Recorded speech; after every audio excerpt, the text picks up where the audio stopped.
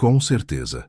Mergulhando nas profundezas da mente e do coração de Anna Bergman, aqui está a primeira parte da história, contada sob sua perspectiva, com a extensão solicitada e a abertura para a continuação.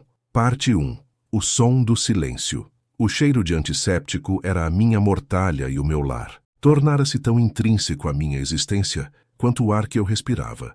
Um perfume pungente que se agarrava ao meu cabelo, à minha pele, às fibras baratas do uniforme azul, que se tornara minha segunda pele. Para os outros, era o cheiro da esterilidade, da doença contida. Para mim era o aroma agridoce do sonho que me fora roubado. Cada movimento do esfregão pelo linóleo polido do corredor do 5º andar do Hospital Central era um eco do que eu deveria estar fazendo. Em vez de empunhar um bisturi, eu empunhava um cabo de alumínio. Em vez de auscultar corações, eu ouvia o rangido das rodas do meu carrinho de limpeza. Eu era a doutora Anna Bergman, formada com louvor, a primeira da minha turma, agora reduzida a uma sombra invisível que garantia que os verdadeiros médicos não escorregassem em poças de café derramado. A ironia era tão cáustica que às vezes me queimava a garganta. Meu território, meu domínio não oficial, era a ala de cuidados intensivos e pacientes de longa duração. Era aqui que os casos mais complexos, os mais desesperadores,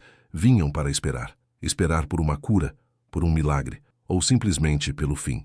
E era aqui que ele estava. Quarto 512. Marcus Schneider. Para o mundo, um nome sinônimo de poder de inovação digital. Um bilionário que construiu um império de segurança cibernética a partir do nada. Para a equipe do hospital, ele era o paciente do 512, um diagnóstico em um prontuário, um corpo em estado vegetativo persistente após um evento neurológico súbito e devastador. Para mim, ele era um quebra-cabeça, um enigma que gritava em silêncio, e eu, a faxineira, era a única que parecia estar ouvindo. Por meses minha rotina era a mesma. Eu entrava em seu quarto, o som suave das minhas sapatilhas de borracha, o único a perturbar o zumbido rítmico das máquinas que o mantinham vivo. O ar ali era diferente, carregado com a quietude de uma vida em suspensão. O quarto era de luxo, privado, com uma janela enorme que dava para os jardins do hospital, mas a opulência apenas acentuava a tragédia. Ele jazia imóvel na cama. O rosto que um dia comandara salas de reuniões agora era uma máscara passiva, os olhos permanentemente fechados. Os especialistas entravam e saíam, nomes famosos, sumidades em neurologia, cardiologia, medicina interna. Eles olhavam os monitores, liam os gráficos, balançavam a cabeça com um ar de solenidade profissional e partiam, deixando para trás apenas o eco de seus sapatos caros e o veredito tácito de desesperança. Mas eu via mais. Ou talvez por não ter a pressão de um diagnóstico a defender ou uma reputação a manter, eu estivesse livre para observar. De verdade. Enquanto eu esvaziava o lixo, notava a forma como a luz da tarde, ao incidir em um ângulo específico, provocava um tremor quase imperceptível em sua pálpebra esquerda. Enquanto eu passava um pano úmido no parapeito da janela, via como seus dedos, que todos consideravam flácidos e sem resposta, se contraíam minimamente quando um pássaro cantava mais alto no carvalho lá fora. Uma vez, derrubei acidentalmente um frasco de metal. O som agudo e repentino não provocou o sobressalto que se esperaria, mas eu vi com uma clareza que me fez prender a respiração, uma leve tensão percorrer o músculo de sua mandíbula. Eram coisas minúsculas, milimétricas, que os exames de rotina, as avaliações de 30 segundos da equipe de enfermagem jamais registrariam. Eram inconsistências, e na medicina, inconsistências são a chave. Comecei a levar um pequeno caderno no bolso do meu uniforme. Nele, eu anotava tudo. A data, a hora, o estímulo, a resposta. 14 de abril, 15h04. Mudança de luz solar direta para a sombra. Contração da pupila direita mais lenta que a esquerda em aproximadamente meio segundo. 22 de abril, 08h17. Som do carrinho de medicação no corredor. Leve flexão do dedo mínimo do pé esquerdo. 03 de maio, 11h30. Cheiro do desinfetante novo, à base de pinho. Alteração no padrão respiratório no monitor, de 14 para 16 IPM por exatos 12 segundos. Os médicos viam um platô, uma linha reta de degeneração. Eu via flutuações, picos e vales de atividade neurológica sutil que não se encaixavam em um cérebro morrendo. Encaixavam-se em um cérebro sob ataque. Um cérebro que lutava desesperadamente para se comunicar através de uma tempestade. Minhas noites eram consumidas por pesquisas. Em meu pequeno apartamento, cercada por livros de medicina que eu me recusava a vender, eu mergulhava em artigos, estudos de caso, fóruns de doenças raras. O diagnóstico oficial era vago. Lesão anóxica cerebral de etiologia indeterminada. Mas não fazia sentido. A ressonância magnética mostrava inflamação, sim, mas não a necrose generalizada que se esperaria. O eletroencefalograma era anormalmente lento, mas não plano. Era como se o sistema operacional do cérebro estivesse intacto, mas um vírus agressivo estivesse bloqueando todos os programas. E foi então que encontrei um punhado de artigos, a maioria da Europa e do Japão, descrevendo uma condição obscura, facilmente confundida com estados vegetativos ou doenças psiquiátricas agudas, encefalite autoimune. Especificamente, uma forma raríssima causada por anticorpos que atacavam os receptores GABA-B no cérebro. Os receptores GABA são como os freios do sistema nervoso. Eles o acalmam, o regulam. Se anticorpos atacassem esses freios, o resultado seria um caos elétrico, uma tempestade de citocinas. Os sintomas descritos nos artigos eram um espelho das minhas anotações. Flutuações de consciência, respostas autonômicas bizarras, movimentos sutis e involuntários. E o mais importante, era tratável. Com imunoterapia agressiva, os pacientes podiam se recuperar, podiam voltar. O conhecimento queimava em mim como febre. Eu tinha a chave. Eu tinha quase certeza disso. Mas o que eu poderia fazer? Entrar na sala do diretor do hospital e dizer: com licença, a faxineira do 5º andar tem um diagnóstico diferencial para o seu paciente bilionário que 10 dos melhores especialistas do país não conseguiram encontrar. Eu seria ridicularizada, humilhada e, sem dúvida, demitida. Perderia meu único acesso a Marcos, meu único acesso ao ambiente que, apesar de tudo, eu ainda amava. O medo me paralisava. Quem era eu para desafiar a sabedoria estabelecida? Uma médica fracassada, uma pária. A lembrança do Dr. Albright, meu supervisor na residência, ainda me assombrava. Eu havia questionado seu diagnóstico em um caso de apendicite, sugerindo uma condição ovariana rara. Ele me humilhou publicamente na frente de toda a equipe. No final eu estava certa, mas minha ousadia me custou uma recomendação. Fui rotulada como difícil, insubordinada. Ninguém queria contratar uma residente que não sabia o seu lugar. E agora meu lugar era atrás de um carrinho de limpeza.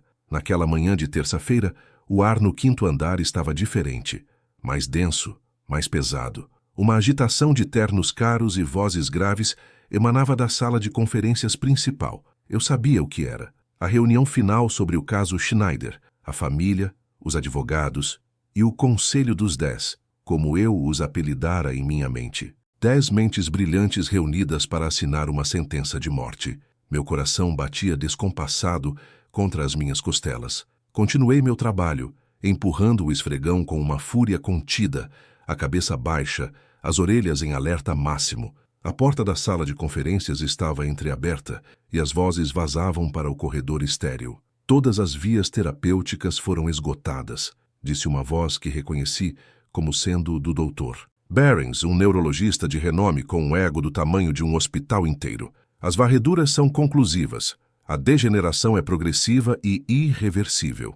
E a opinião de vocês é unânime? Perguntou uma outra voz, mais cortante, menos médica. Robert Adler, o braço direito de Marcos, o guardião do império. Um homem cujo olhar frio parecia calcular o custo-benefício de cada respiração. Houve um murmúrio de concordância, um coro de sentenças. Infelizmente, sim. Não há mais nada a fazer. É apenas uma questão de tempo e de manter a dignidade do paciente. Manter a dignidade. A frase me atingiu como um soco. A dignidade deles era desligar as máquinas, fechar o livro, declarar o fim do jogo. Mas, e a dignidade de lutar? A dignidade de procurar uma resposta até o último segundo? O meu caderno no bolso parecia pesar 1 tonelada. As minhas observações, as minhas pesquisas, a minha convicção eram nada. A imagem do tremor na pálpebra de Marcos brilhou em minha mente. A contração de seu dedo eram sinais. Sinais de um homem preso gritando por socorro da única maneira que podia. e eles iam simplesmente deixá-lo afogar. Foi nesse instante que algo dentro de mim se rompeu. O medo, a humilhação, os anos de me sentir invisível. Tudo se evaporou, substituído por uma clareza gelada e furiosa. Não se tratava mais da minha carreira arruinada ou do meu orgulho ferido. Tratava-se de um homem que estava sendo condenado ao silêncio eterno, porque ninguém estava disposto a ouvir o seu sussurro. Meu corpo se moveu antes que minha mente pudesse processar a insanidade do que eu estava prestes a fazer. Deixei o esfregão cair com um baque surdo no chão. Marchei pelo corredor, os meus sapatos de borracha fazendo um som determinado no linóleo. Minha mão, tremendo apenas um pouco, empurrou a pesada porta de madeira da sala de conferências. O silêncio foi instantâneo e absoluto. 10 pares de olhos, mais os de Robert Adler e de um advogado que eu não reconheci, viraram-se para mim. 10 rostos que exalavam poder, inteligência e uma irritação mal disfarçada por terem sua reunião de alto nível interrompida pela faxineira. Eu estava no centro da arena, o cheiro de lixívia me anunciando, meu uniforme azul, um grito de inadequação em meio aos seus ternos de grife. Dr. Barons foi o primeiro a falar, a voz pingando condescendência. Pois não? Se estiver procurando o banheiro, é no final do corredor à direita. Alguns risos abafados. Senti meu rosto queimar, mas mantive o queixo erguido. Meu olhar não se fixou nele, mas varreu a sala, procurando por uma única fresta na muralha de ceticismo. Robert Adler se inclinou para a frente, os olhos como lascas de gelo. O que significa isto? Quem a deixou entrar aqui? Minha voz saiu surpreendentemente firme, cortando o ar tenso. Meu nome é Anna Bergman. Fiz uma pausa deixando o nome pairar. Não adicionei o doutora. Ainda não. Eu limpo este andar e eu escuto, e vocês todos estão errados sobre Marcus Schneider. Um choque percorreu a sala, seguido por uma onda de incredulidade e escárnio. Barons soltou uma gargalhada curta e cruel. Ah, é mesmo? A equipe de limpeza agora oferece segundas opiniões? O que vem a seguir, o pessoal da cafeteria vai ler as ressonâncias? Ele não está em um estado vegetativo degenerativo, continuei, minha voz ganhando força a cada palavra, a convicção superando o medo. Eu me dirigi não a Barons, mas à sala como um todo. Os sinais não são consistentes.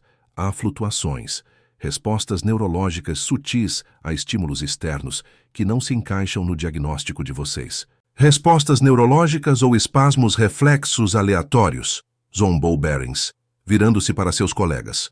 Acho que sabemos a diferença. Eu sei a diferença entre um reflexo do tronco cerebral e uma resposta cortical latente, retruquei. E o uso da terminologia correta o silenciou por um segundo. A surpresa em seus rostos foi um pequeno vislumbre de vitória. Eu vi. O que você viu exatamente? Adler interrompeu, a voz perigosamente calma. Enquanto esvaziava o lixo... Exatamente, respondi, olhando-o diretamente nos olhos. Enquanto eu esvaziava o lixo, enquanto eu limpava a janela, enquanto eu passava mais tempo naquele quarto do que qualquer um de vocês nos últimos 3 meses, eu vi um padrão. Um padrão que sugere uma tempestade autoimune, não uma morte cerebral. Eu acredito que ele tem uma forma rara de encefalite límbica, especificamente encefalite por anticorpos antirreceptor, GABA-B. Pronunciei o nome da doença com a precisão de um cirurgião fazendo uma incisão. O silêncio que se seguiu foi diferente. Não era mais apenas de choque. Havia um toque de confusão, de desorientação.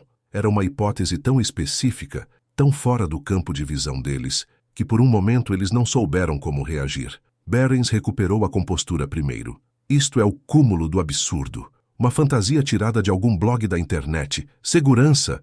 Ele gritou, olhando para a porta. Adler levantou a mão, silenciando-o. Seu olhar ainda estava fixo em mim, frio e calculista, mas agora havia algo mais. Uma centelha de curiosidade. Ou talvez ele estivesse apenas avaliando o dano potencial de um escândalo. Você tem alguma prova para essa teoria extraordinária? Ou isso é apenas o fruto da imaginação de alguém que lê muitos prontuários que não deveria? A pergunta era uma armadilha, uma faca de 2 gumes, mas era também uma porta, uma pequena fresta de luz. Minha mão deslizou para o bolso do uniforme, os dedos encontrando a capa gasta do meu caderno.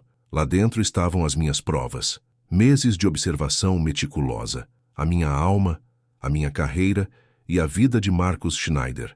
tudo contido naquelas páginas quadriculadas. O peso daquele pequeno caderno era imenso.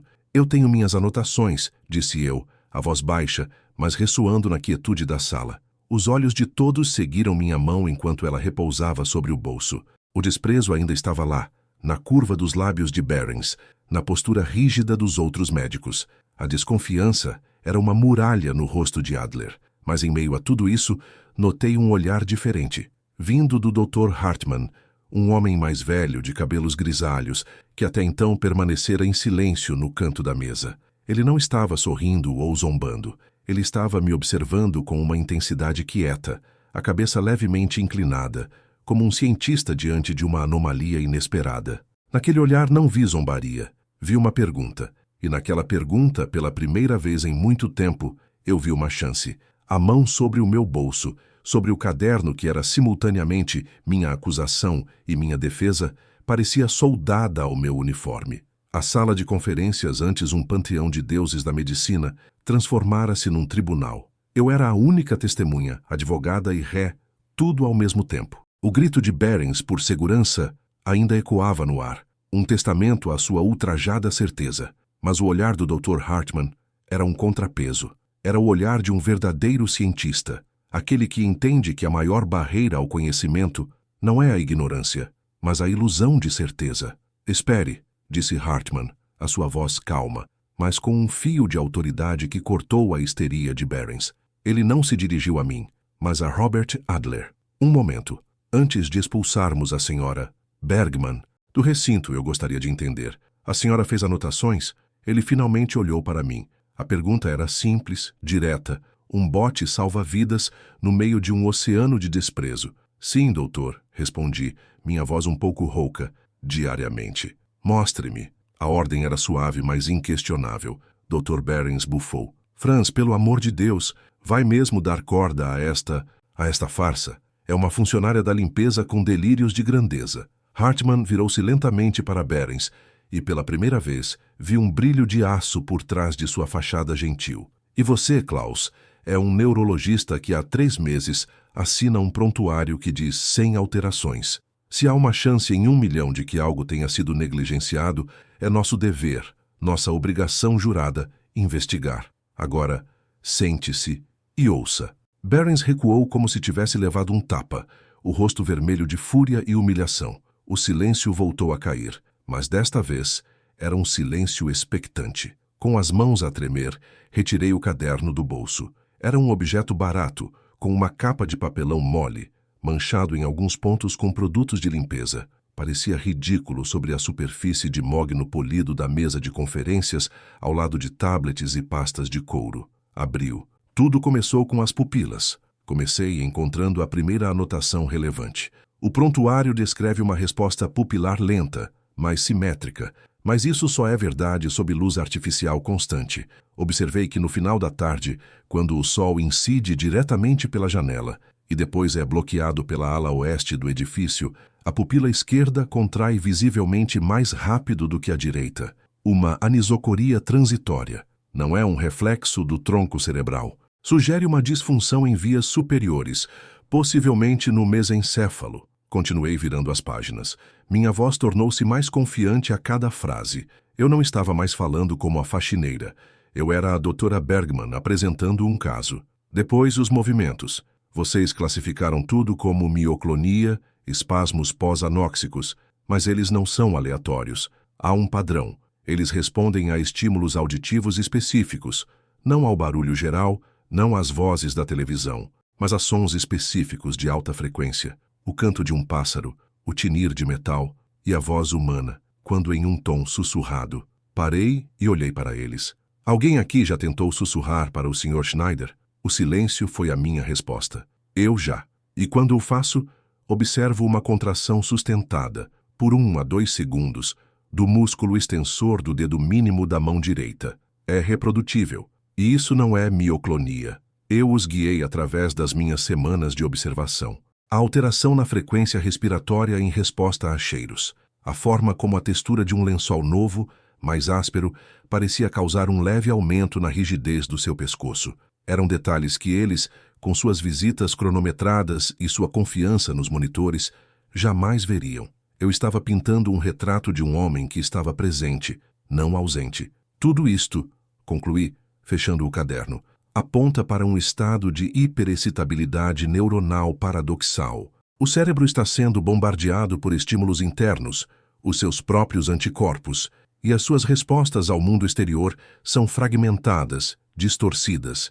A encefalite por anticorpos antirreceptor GABA-B explicaria cada uma destas anomalias. A inflamação que viram na ressonância, o EEG lento e, o mais importante, dar-nos-ia um caminho a seguir. Robert Adler, que ouvira tudo com uma imobilidade predatória, finalmente falou. Um caminho? E qual seria? Um exame de sangue, respondi. E uma análise do líquido cefalorraquidiano, para procurar o anticorpo específico. Se ele estiver lá, podemos começar a imunoterapia. Plasmaférese, imunoglobulinas, corticosteroides. Podemos parar o ataque. Klaus Behrens explodiu. Isto é loucura. Este teste nem sequer é padrão. Leva semanas. Temos que enviar para um laboratório especializado em Munique, por causa da fantasia de uma observadora atenta, completou Hartmann, calmamente. Ele levantou-se e pegou meu caderno, folheando-o com um respeito que fez meus olhos arderem. A lógica é sólida. A hipótese, embora remota, ajusta-se aos factos apresentados melhor do que a nossa. E o risco de testar é zero. O risco de não testar, ele deixou a frase morrer no ar. Ele olhou para Adler. Sr. Adler, a decisão final é sua, em conjunto com a família. Mas a minha recomendação médica, a partir deste momento, é que solicitemos o teste para o anticorpo anti-GABAB imediatamente. Vamos descartar todas as possibilidades. Adler olhou de Hartmann para mim, seu rosto uma máscara indecifrável. Ele estava a calcular as probabilidades, os custos, a potencial humilhação contra a ínfima possibilidade de um milagre. Por um longo momento, pensei que ele ia rir e mandar-me embora. Em vez disso, ele acenou lentamente com a cabeça, uma única vez. Façam o teste. Parte 3. O primeiro sinal de esperança.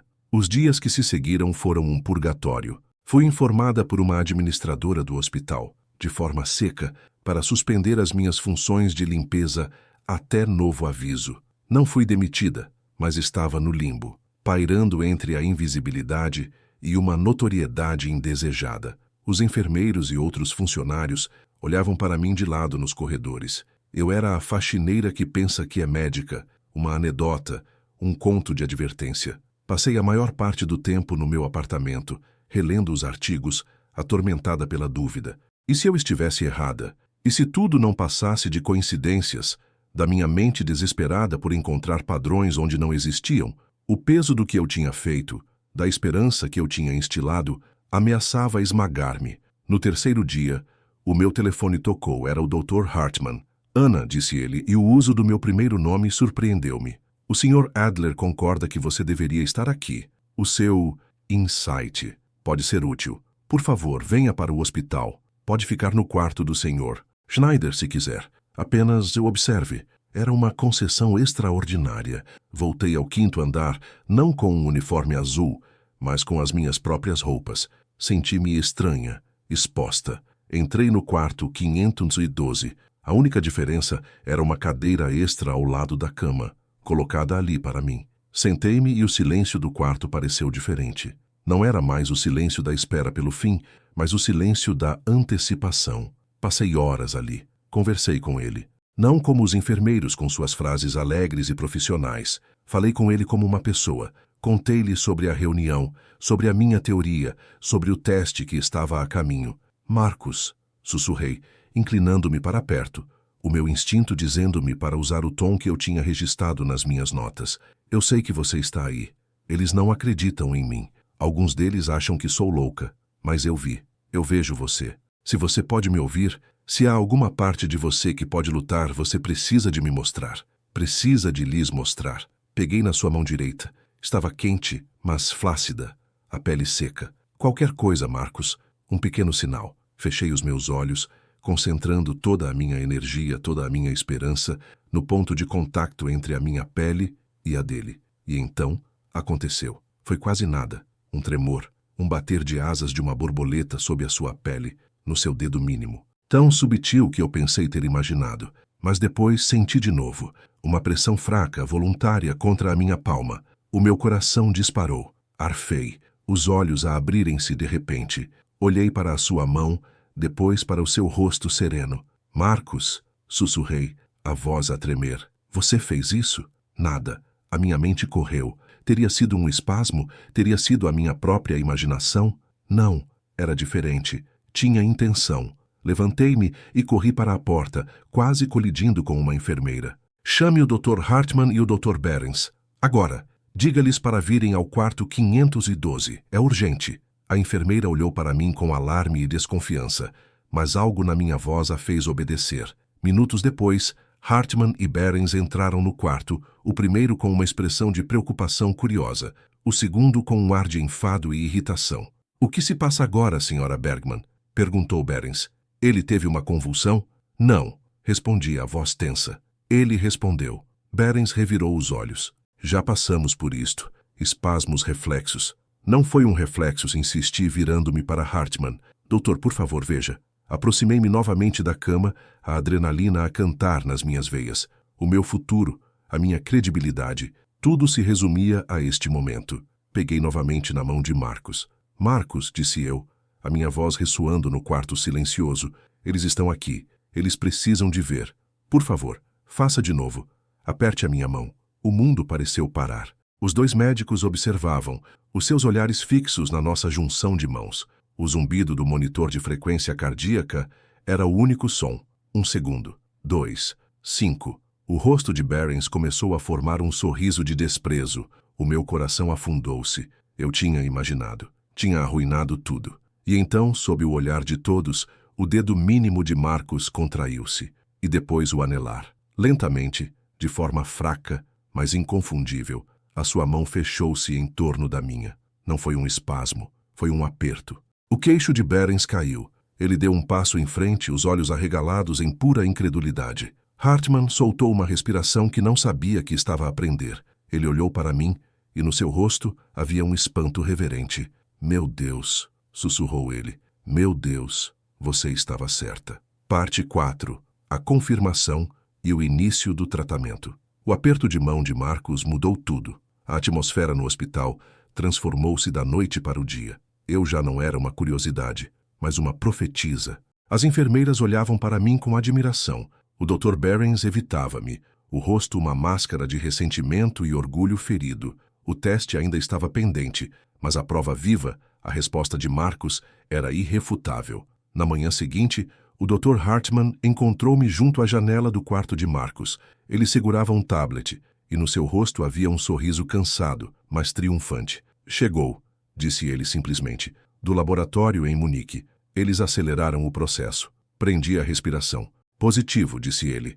Altos títulos de anticorpos contra o receptor GABA-B no soro e no líquido cefalorraquidiano. O diagnóstico está confirmado. Ele olhou para mim, e pela primeira vez, usou o título que eu tanto ansiava por ouvir novamente. Você estava certa, doutora Bergman. Você salvou este homem. As lágrimas que eu segurara por tanto tempo finalmente vieram. Eram lágrimas de alívio, de vindicação, de uma alegria tão avassaladora que me fez vergar. Hartman colocou uma mão firme no meu ombro. Vamos começar o tratamento imediatamente. Reuni a equipa. A segunda reunião na sala de conferências foi a imagem espelhada da primeira. Desta vez, eu estava sentada à mesa, ao lado de Hartman. O meu caderno estava à minha frente, não como peça de acusação, mas como o texto fundador do nosso plano. Hartman delineou o protocolo de imunoterapia agressiva. Behrens estava presente, em silêncio, o seu papel reduzido ao de um observador relutante. Robert Adler também estava lá, o seu rosto frio agora demonstrando um respeito relutante. A porta abriu-se e uma jovem mulher entrou. Era alta, com a mesma estrutura óssea de Marcos e olhos cheios de uma mistura de exaustão e fogo. Era Lena, a filha de Marcos. Ela ignorou todos os médicos e veio diretamente até mim. Você é Anna Bergman? Perguntou ela, a voz embargada. Eu assenti, incapaz de falar. Ela agarrou as minhas mãos, os seus olhos a transbordar de lágrimas. O doutor Hartman contou-me tudo, o que você fez, como você viu. A sua voz falhou. Obrigada. Todos estes homens famosos, com os seus diplomas e a sua arrogância, Eles desistiram dele. Eles só viam máquinas e gráficos. Você foi a única que realmente viu o meu pai. Ela virou-se para Adler e Hartman. Eu quero que ela faça parte da equipa oficial, não como uma consultora ou uma observadora, como uma das médicas dele, com acesso total e autoridade para tomar decisões ao lado do Dr. Hartman. É isto que o meu pai iria querer. Adler olhou para Hartman, que acenou com a cabeça vigorosamente. Isso é um dado adquirido, Lena, disse Hartman. A doutora Bergman está a liderar este caso conosco. E assim, o meu exílio terminou. Fui reintegrada, não apenas como médica, mas como a peça central do tratamento mais importante da minha vida. Parte 5. Um novo começo. As semanas seguintes foram um turbilhão de trabalho árduo e milagres graduais. A imunoterapia era agressiva e a recuperação de Marcos foi lenta, uma subida íngreme de um abismo profundo. Eu estava lá a cada passo, estava lá quando os seus olhos se abriram e focaram pela primeira vez. Estava lá quando ele sussurrou a primeira palavra, Lena, e estava lá no dia em que ele, com a minha ajuda e a de um fisioterapeuta, ficou de pé pela primeira vez em quase um ano. Vi o homem regressar. A mente brilhante, a inteligência afiada, voltaram à superfície. Mas algo era diferente. A provação tinha o suavizado, retirado uma camada de arrogância corporativa e exposto um núcleo de vulnerabilidade e gratidão que ele talvez nem soubesse que possuía. 3 meses depois da minha intervenção na sala de conferências, eu estava novamente numa sala de reuniões, mas desta vez era a sede da Schneider Security. Eu usava um blazer profissional, não um uniforme de limpeza, e na cabeceira da mesa, parecendo mais magro, mas com uma presença inegável, estava Marcus Schneider. Ele tinha convocado o conselho de administração, Robert Adler, Lena, o Dr. Hartman e eu. Senhoras e senhores, começou Marcus, a sua voz forte e clara. Todos vocês sabem que eu voltei de um lugar do qual poucos regressam. Os relatórios dizem que foi graças a um tratamento médico de ponta. E isso é verdade, mas não é toda a verdade. Ele virou-se para mim. O seu olhar era intenso, cheio de uma emoção que fez o meu coração acelerar. A verdade é que estou aqui por causa desta mulher, Dr. Tarr. Anna Bergman. Quando todos os especialistas do mundo tinham desistido, quando eu era apenas um corpo numa cama, uma depreciação de ativos no balanço, esta mulher, que na altura estava a trabalhar neste mesmo hospital como faxineira por causa da rigidez e da falta de visão do nosso sistema médico, teve a coragem, a brilhantismo e a humanidade de ver o que mais ninguém via. Ele pegou num documento que estava sobre a mesa. Reconheci o formulário de rescisão de contrato que a administração do hospital me tinha entregue durante o meu limbo. Adler tinha-o recuperado para Marcus. Lentamente, metodicamente, Marcus rasgou o papel em pequenos pedaços e deixou-os cair no lixo. A sua demissão está cancelada, disse ele com um leve sorriso. De facto, gostaria de lhe oferecer um novo cargo. Eu percebi naquele silêncio que construir firewalls para proteger dados é importante, mas construir pontes para salvar pessoas é o trabalho de uma vida. Ele olhou para Lena e Hartman, depois para mim. Juntos, vamos criar a Fundação Schneider para doenças neuroimunes raras e promoção de oportunidades médicas. O seu propósito será duplo: financiar a investigação de ponta nestas doenças obscuras e, igualmente importante, identificar e apoiar mentes brilhantes como a da doutora Bergman, pessoas que o sistema ignorou ou descartou. E, claro, a fundação precisará de alguém para a dirigir. Ele estendeu a mão sobre a mesa. Doutora Bergman, Anna, aceita ser a primeira diretora da nossa fundação? O quarto estava em silêncio. Olhei para a sua mão estendida, para o rosto esperançoso de Lena, para o sorriso orgulhoso de Hartman. O ciclo estava completo. A sombra invisível com um esfregão tornara-se a líder de uma instituição dedicada a garantir que mais ninguém tivesse de gritar num silêncio que ninguém estava disposto a ouvir. O meu sonho não me tinha sido roubado. Apenas tinha feito um desvio longo e doloroso, levando-me exatamente para onde eu precisava de estar. Sim, disse eu, a minha voz firme, o meu aperto de mão forte. Sim, Marcus, aceito.